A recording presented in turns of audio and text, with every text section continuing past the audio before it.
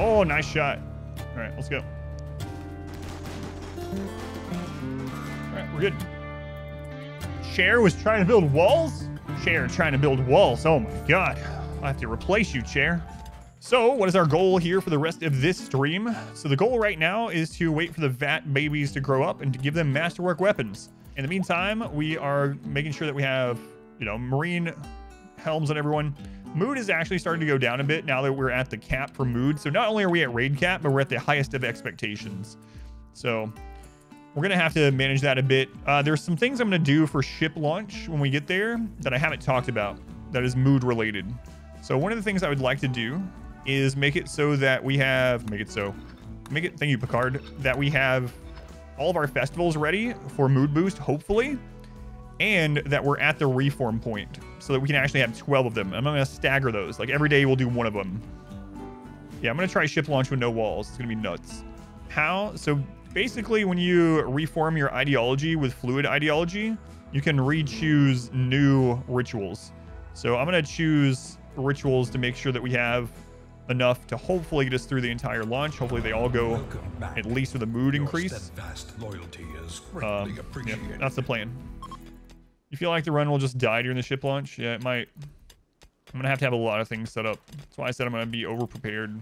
I will probably have like 40 or 50 pawns. We're gonna have mostly bionics, you know, we're gonna have masterwork weapons, marine gear. I'm gonna put down a bunch of turrets, yeah, IEDs, traps. Yeah, it's gonna be crazy. We've made it this far. There's no reason to rush it now, you know. Have a few smoke launch pawns shooting smoke at your firing squad. Would that help them or not? No. Anyone shooting through smoke, anyone on either side, has their accuracy reduced. So not really. I mean, I guess maybe it could help if your accuracy is so high that like the smoke is a less bad for your people than the enemy, and you're impacting their accuracy more. But yeah, your people standing in smoke have the same accuracy reduction as the enemy shooting into smoke. So, but again, if you have like, you know, great shooters, great guns, bionic eyes, you know, whatever, and you have super high accuracy and you're getting hit by raiders that don't really have a lot of accuracy, maybe throwing down some smoke would be beneficial overall in a non-kill box setup. Vat Baby is coming adults. Oh God, Slothful. You know what? Slothful doesn't matter too much if all they're doing is shooting. Body modder, that one's fine. Jealous doesn't matter. Okay. Nudist. I don't know about that one. Gourmand Nudist. Masterwork Assault Rifle. This weapon bears a representation of robbers playing chess. There's a possum to the right of the main scene. It reminds you of a cataclysm. Oh my God, the world's ending. The possums are playing chess with robbers. Cats sleeping with dogs. Madness.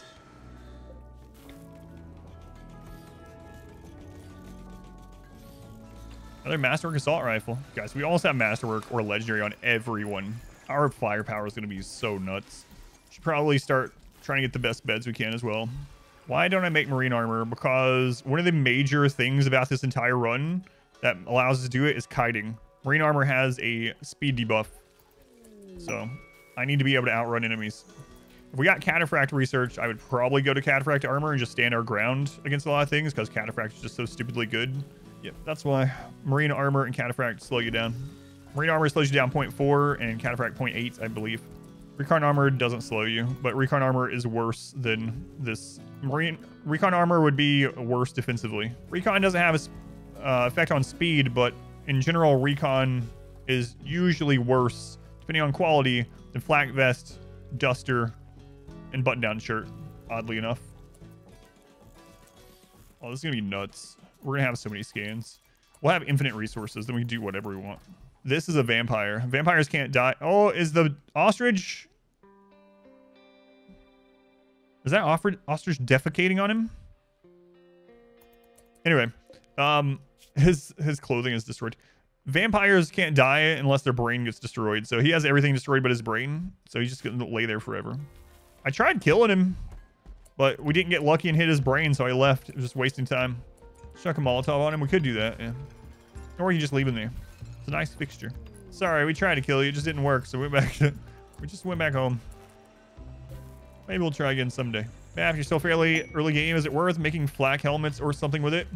Flak helmets are a decent improvement over simple helmets, but they are also quite a bit more wealth. So you can do that if you want. Just maybe don't overmine the uranium. Uranium is also a decent material to use at the end of your kill box if you're using a kill box, because it has higher HP than every other wall aside from plasteel. So you could also make a little bit of your kill box out of uranium if you really wanted to, but just be aware that it is going to cause more wealth. That may or may not be a concern with your play style and difficulty. Try yourself. I actually really, if you don't already play this way, well, first off, if you are not already doing losing is fun or 500%, you could always try those. But if you've already done that kind of stuff and you're trying to go to the next level, the no kill box run was actually a lot of fun, and I had to do on 500%. I did 500% no kill box. It was a lot of fun. I had to figure out how to do a lot of things differently than normal. So I would say if you're trying to develop a challenge for yourself to do, look at things that are going to make you have to relearn the game and play in a different way, right? Like this one, I'm having to play in a different way. There's been a lot of specifics in this run that I've had to do that are very, very different than how I normally play. And so, yeah, look at your normal play style and try to either restrict yourself from certain ways that or things that you use, or try to force yourself to add things that you don't normally use. That can be anything from, all right, I'm only going to use close range weapons this game, or I'm only going to use heavy weapons. I'm only going to use sniper rifles, you know. I'm only going to use great bows. It can apply to almost anything. How bad is terrain affordance in rainforest? There's a lot of muddy soil in rainforest, and tropical tiles in general. You usually have enough space for a base. You might have to lay out your base a little bit differently. Rainforest does have quite a bit of muddy soil, though. The nice thing, though, is if you dry out the muddy soil, it becomes rich soil in most cases. So is penoxycillin worth it in a temperate forest?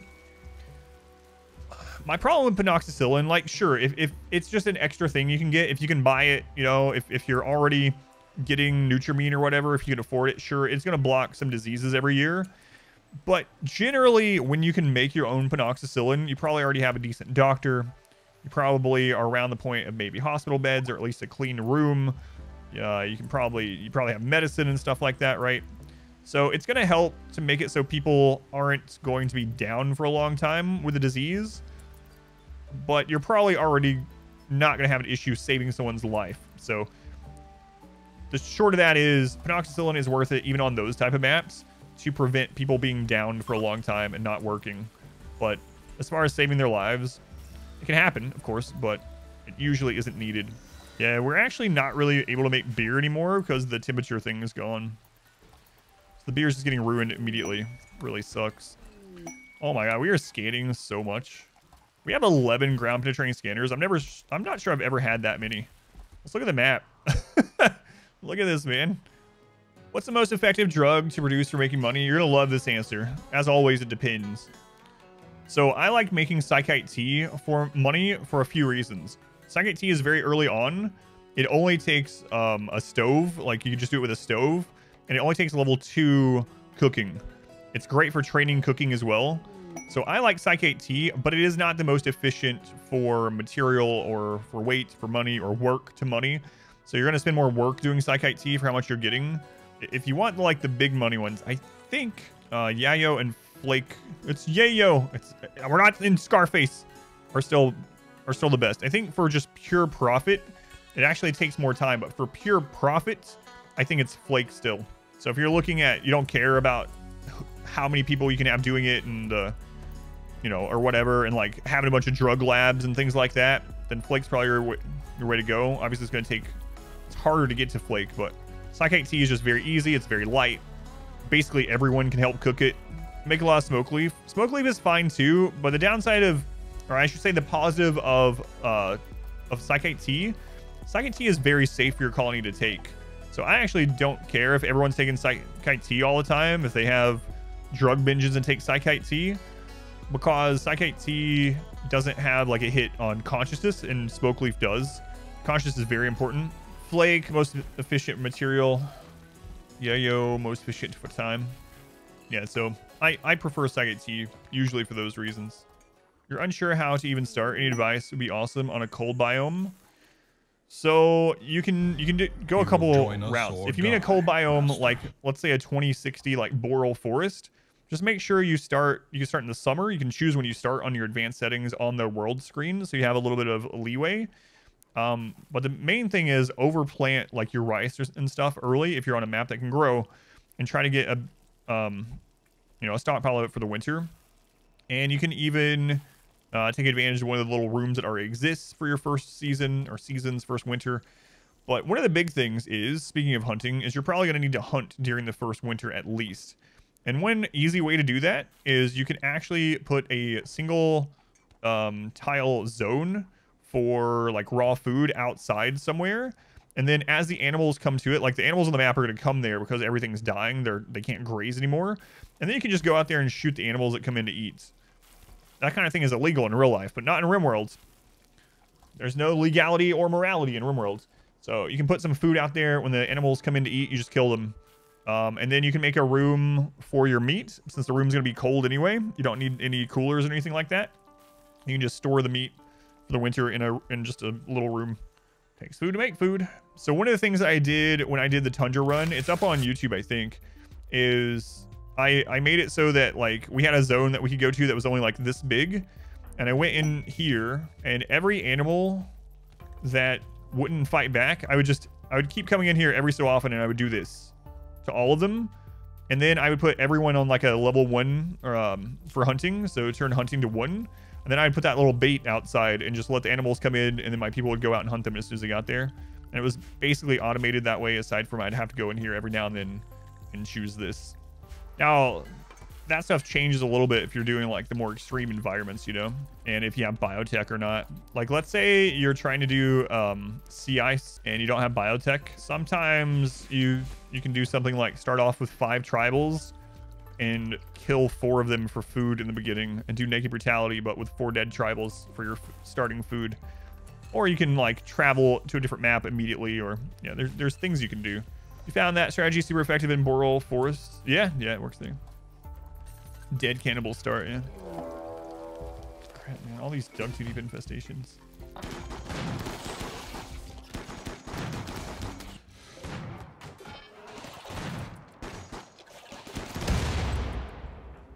Stupid bugs. Warg on a tribal start. Periodically go out and murder an emu. Then butcher. Yeah, so there's a trick to that as well. So I don't really need to do it in this run, but I'll tell you how to do it. And I think I do it in a lot of my early runs, especially naked brutality. So every now and then, what you want to do, like have your butcher table set up to butcher a creature, right? And whoever your cook is, so in this case, let's go with Roy.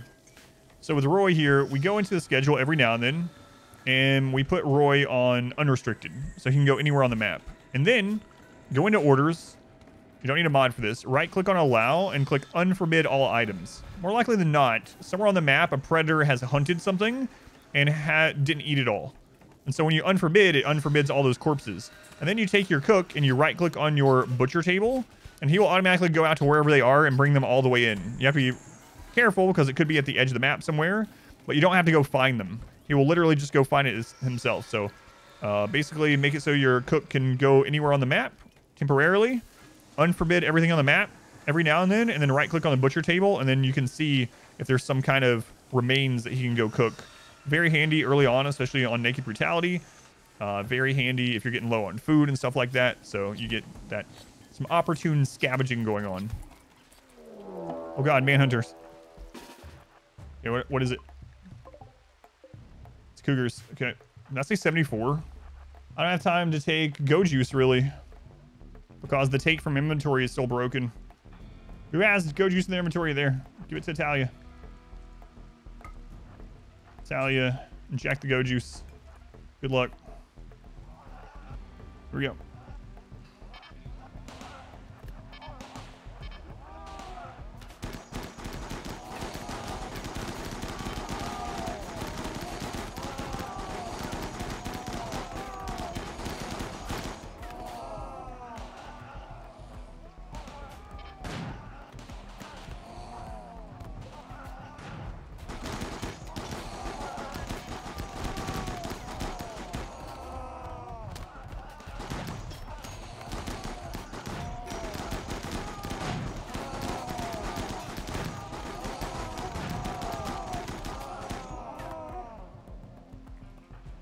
Thankfully it wasn't friggin' elephants or something.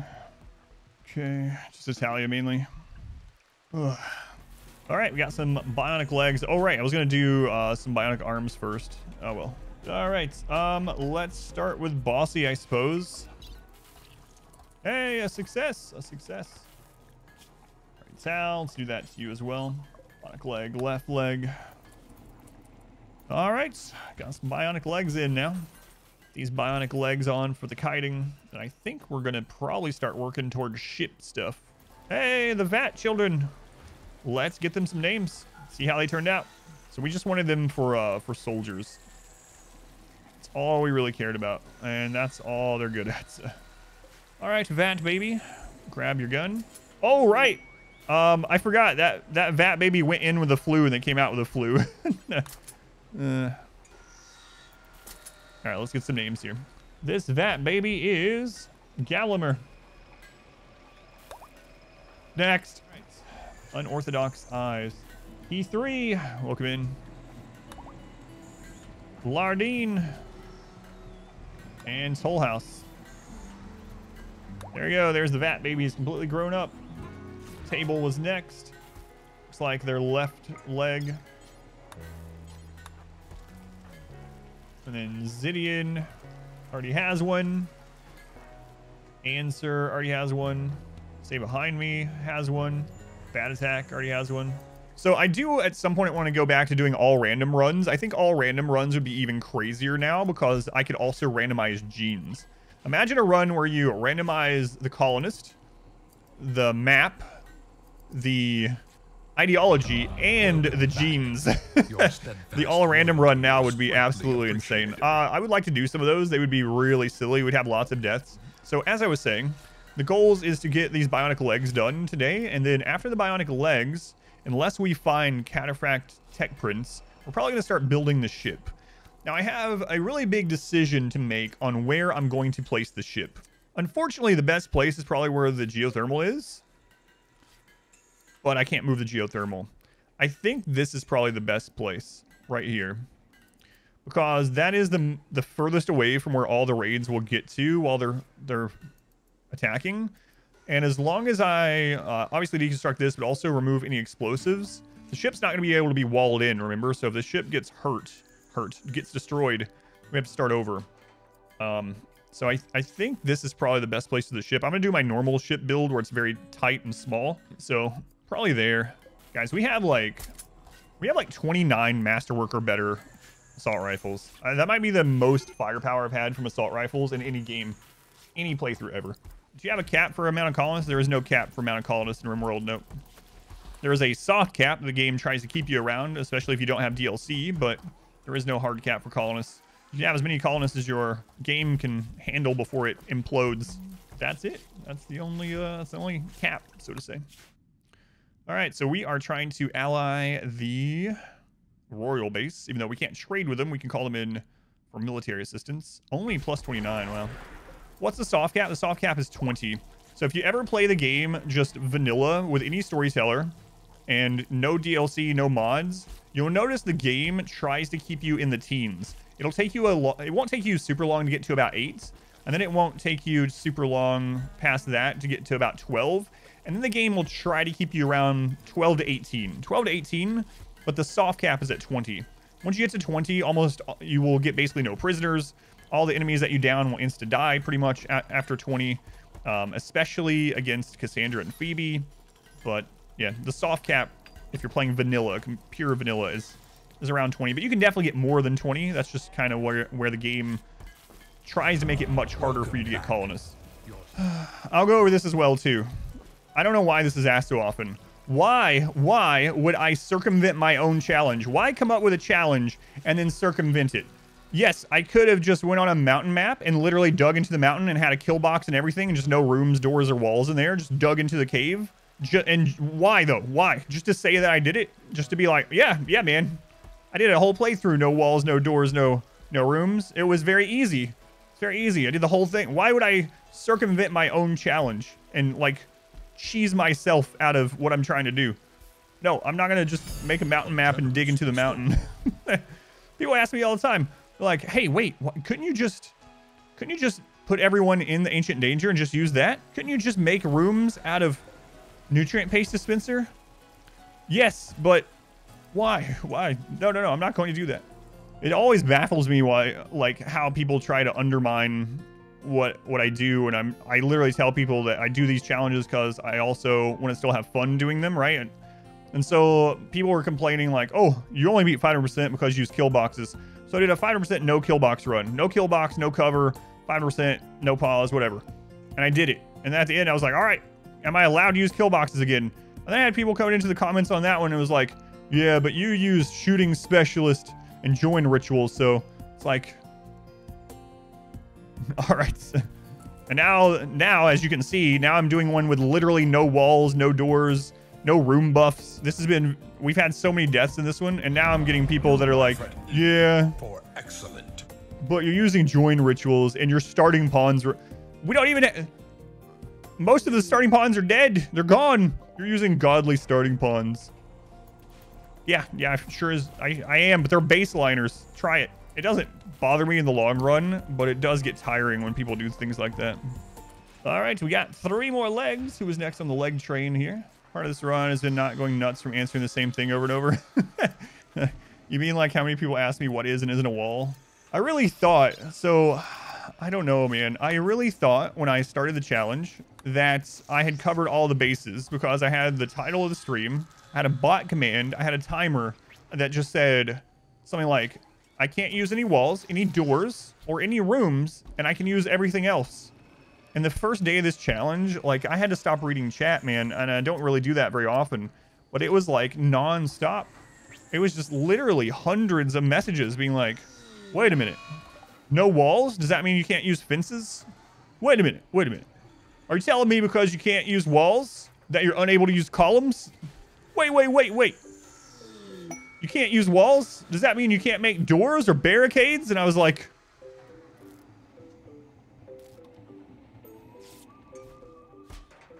I had to friggin' stop reading chat. Scans override each other? No, but if you've already dug something out, you can get a new scan that same place. I don't know if a neurocharger would help with the surgery success. Oh, I didn't give them go juice. I've been doing go juice to give them a higher chance. I forgot to do it. Does anyone know what happens if the whole map's been scanned? I had that happen in the tiny map run, Fox. I don't remember exactly what happened, but in the tiny map run, we only had like a 50 by 50 map, and I had a scanner going, and the whole map was basically covered. And I don't remember what happened when we scanned. I don't remember if it overwrit. I think it overwrote. But those slab beds, any plan for them? So one reason I did this is I'm going to be deleting everything that's not excellent, actually not masterwork. So what I'd like to do before ship launch is have everyone have excellent or masterwork beds to make it so they don't need as much sleep. Having everyone a legendary bed would be almost the same as if everyone was a quick sleeper. So temporarily, let's turn these ones off from construction, and we'll queue Answer up to make a bunch of slabs. Does mods make the game easier? Yes and no. It depends on the mod. There are mods that make things harder. There are mods that make things easier. And because of no pause, a lot of things do make it even a fraction easier. But there's several reasons I don't usually use very many mods at all. But if you're playing with pause, a lot of the quality of life mods just literally are just quality of life, just save you time, which is completely fine. And I mean, it's completely fine either way. Play with whatever you want. One of the main reasons I don't use many mods is because we get new players coming in all the time to RimWorld and to the stream and on YouTube and whatnot. And I like to show pretty much what's like anything on my screen that they see, they will know basically is in the game. I actually also don't really like watching big modded playthroughs. So when I like go watch other people, I don't like watching heavily modded RimWorld. So it's not really what I like playing the most. It's not like, you know, it's not what I like watching the most. And if you like watching it, that's fine. There's plenty of content creators that do that. I think most of them are heavily modded, actually. Can't play without mods, honestly. That's fine. Yeah, that's fine. There's nothing wrong with wanting to play that way. You know, play however you want. Single player game. That's just it's the reason I don't. I used more mods before I started doing YouTube stuff and change content fundamentally. Yeah, and things like that. Like, let's take for example. All right, if I had defensive positions, no pause becomes 10 times easier. Literally. Defensive positions is so good in general, but especially with no pause. Having squads that I have hotkeyed and being able to go specifically to a defensive position instantly based on where the enemy's coming from with a single click would be friggin' awesome. It would make no pause so much easier. Doesn't mean no pause is easy doing it, but just fine. Like I said, play however you want. I'm a very big component of, unless you're playing like a competitive game or you're speed running or something like that, literally just do whatever's fun for you. And if anyone says you're playing wrong, then as long as you're having fun, you're not playing wrong, you know? My influence has got you down to about 7 mods. Like I said, though, you know, I play however you want. You guys know, those of you who've been here for a long time, literally, I just do whatever's fun. If you're not having fun, play something else or play it differently. You have a finite number of hours in this life. You have a finite number of hours to play games. Have fun. People that are playing League of Legends are like, oh, what? Hang on. No. They're having a meltdown. I'm supposed to be having fun doing this?